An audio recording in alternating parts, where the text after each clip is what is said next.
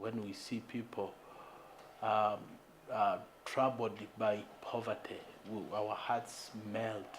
So may God give us grace to really show Christ's compassion. And when we do this partnership, let them see Christ, not us, but Christ, so that there could be a development of friendship.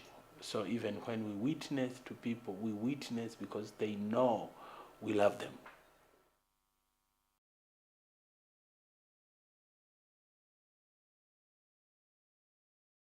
My name is Chris Enns. I'm a CWC program consultant in Tanzania, and I work in around Lake Victoria, based in Mwanza, which is the second largest city in Tanzania and is right on the coast of Lake Victoria. I work with partners that are based to the west of us along the edge of Lake Victoria, and then also around the eastern side of it, close to the Kenyan border. Tanzania is a beautiful country, and Tanzanians are wonderful people to work with. We're blessed with some wonderful partners that are very committed to their work, and there's a lot of potential for growth. Tanzania is blessed with a lot of resources and has a lot of land that's available for farmers. What is needed is overcoming the mindset of expecting handouts or not having a high enough expectations of ourselves, and members of the community not having high enough expectations for what they can achieve. Tanzania history is very different in the sense that this was a socialistic state where communism was introduced, and so everybody worked collectively without individual benefits. Tanzanians have had many years of government control and government doing things for them and government making decisions. And many of them are afraid of venturing into the unknown future. The political system in Tanzania over the years has kind of shaped people's worldview and mindset in doing different things. So Tanzania has given us a different approach to development, in the sense that the people look at each thing they do as collective or belonging to the government. And as we move away from this, we have seen very successful community programs. CWC first started working in Tanzania in the early 90s with the Evangelical Lutheran Church of Tanzania. In this region, we worked in Sengerema and Magu. Programs in the community started with the Lutheran Church of Tanzania, but then in the early 2000s, the partnership ended, but there was interest in continuing to work in the community, and so some non-government organizations were created using the staff that had been working with the church.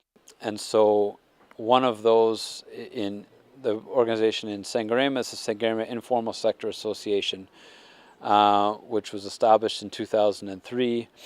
And their main specialization is entrepreneurial and business skill development. So they have groups that are carpenters, metal workers, food processing, farmers, a range of groups like that, and they have become very successful in this training that they provide in entrepreneurial skills, to the point where they are now hired by the local government and other organizations in the area to come and do training to their group members in small business development. CISA is conducting a training, like this syllabus was made by CISA for group dynamics, training, entrepreneurship, legal aspect like gender, environment, and cross-cutting issues.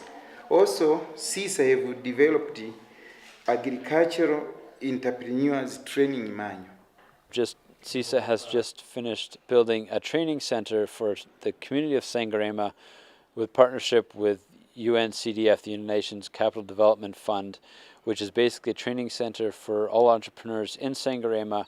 But CISA was chosen as the organization to head that center, and they have been given a large office there, and their groups will provide the catering for training centers there and do much of the training for the community. So we are also, as CISA, teaching groups and individuals how to prepare a business plan, how to start and grow the enterprise. CISA have introduced us to this program, this known as SLAM, Support to Local Economy in Mwanza, and then they have supported us to have a room here for packaging and displaying our products here. I have many products like seedlings, biofertilizers, medicated tea, and nutritious flour, and plus other products. They bought them all, and it was very nice. So for today, we've got only this medicated tea here.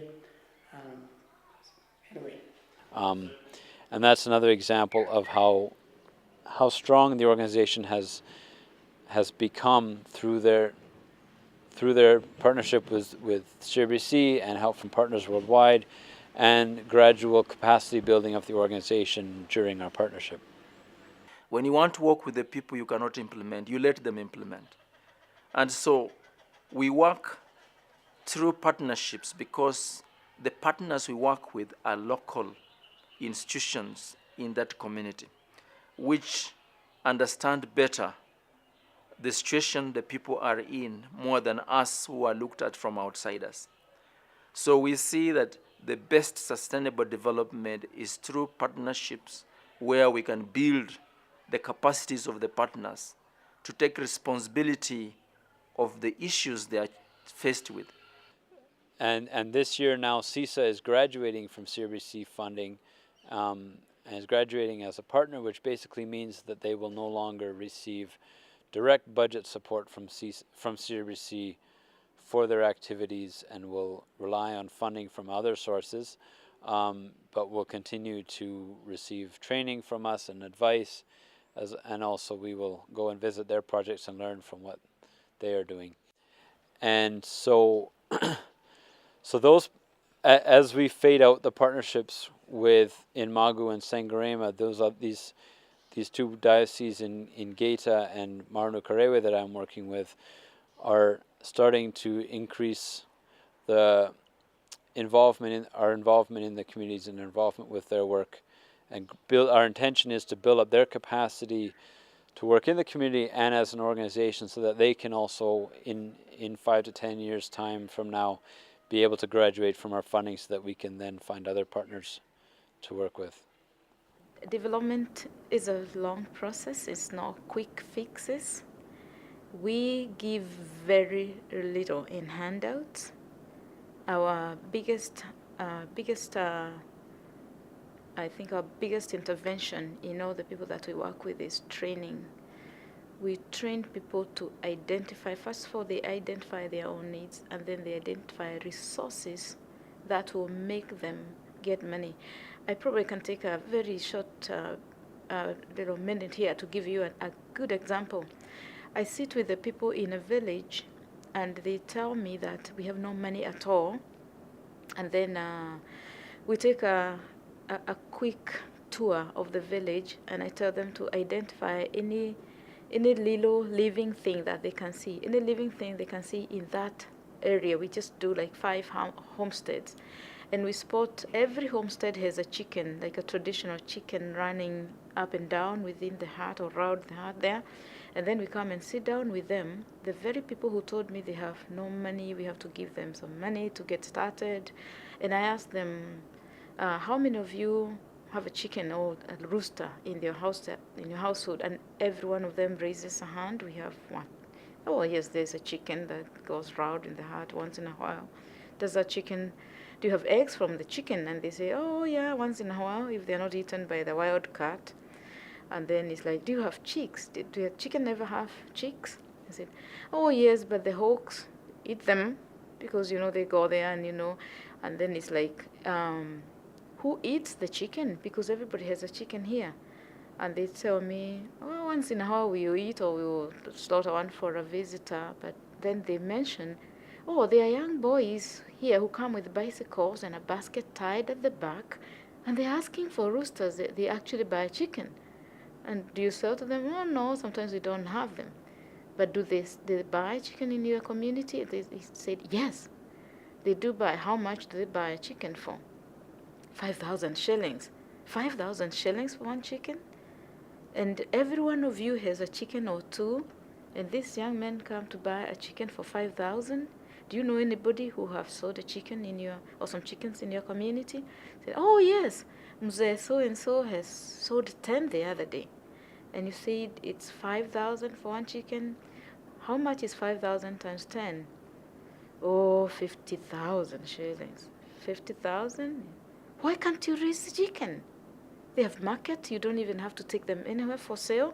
People just come here to buy. And they say, oh, maybe because we are afraid of the hawks that eat the chicks. Then we say, if somebody is able to sell, what are they doing that you can do to protect your chicks from being eaten by the hawk? I think we can build some, some little structures here. Do you have trees? You have branches you can cut and make a little chicken house, a chicken coop? Oh, yes, we can do that. Why are you not doing that? I guess we didn't think about that. So we asked them, how many want to be trained? And everybody says we want to be trained because we have realized we can make money with the chicken. And then we said a trainer, and they are all trained on the vaccines, the various diseases that can affect the traditional chicken, why it's important to do the chicken coops, and how to treat a chicken that is laying eggs, what will make that hen go to lay the eggs in the same place every day.